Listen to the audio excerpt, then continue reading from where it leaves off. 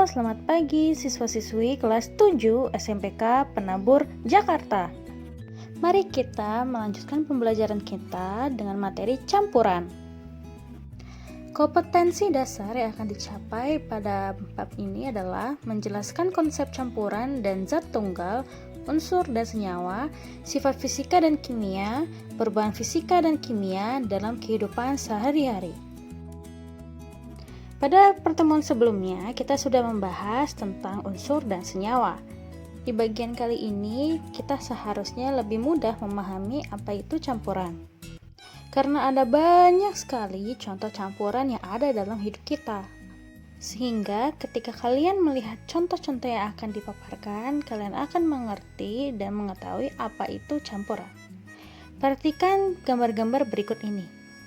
Semua gambar yang ada di sini merupakan gambar yang selalu ada di kehidupan kita sehari-hari, bukan?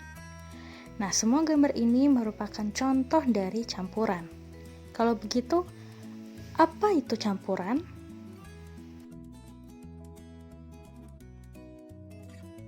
Campuran dibentuk dari dua zat tunggal atau lebih tanpa melalui reaksi kimia dan masih memiliki sifat-sifat zat penyusunnya, dan zat penyusunnya dapat dipisahkan dengan beberapa cara.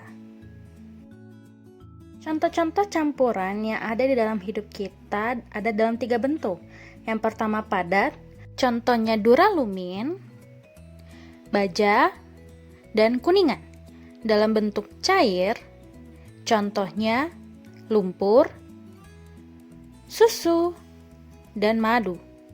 Dalam bentuk gas, contohnya asap dan udara yang bersih. Sifat-sifat campuran.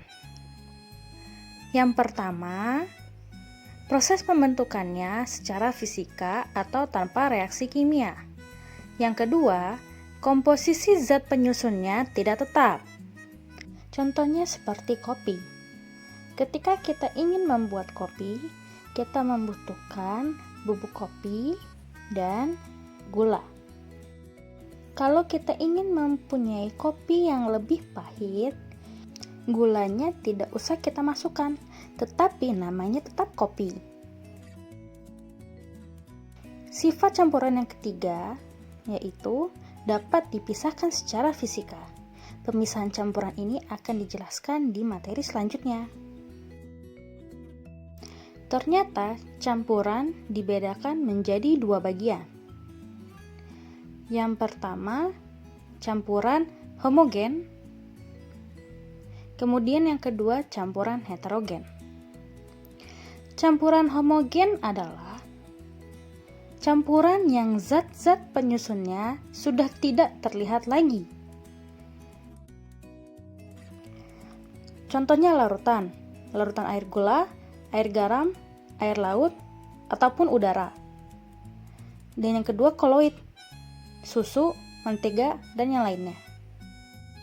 Sementara untuk pengertian dari campuran heterogen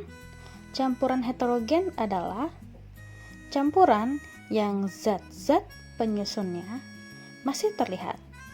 Contohnya air yang keruh, air, dan pasir. Setelah kita belajar tentang campuran, sekarang dapatkah kalian menjelaskan perbedaan unsur, senyawa, dan campuran? Mari kita review kembali unsur, senyawa, dan campuran. Unsur merupakan zat tunggal dan tidak dapat diuraikan lagi. Sementara senyawa terbentuk dari reaksi kimia dan masih dapat diuraikan melalui reaksi kimia. Sementara untuk campuran terbentuk secara fisika dan dapat diuraikan secara fisika.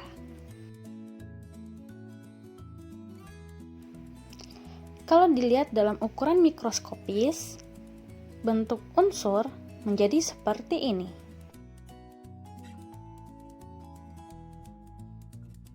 Atau jika ada 2 unsur yang sama, bisa menjadi seperti ini.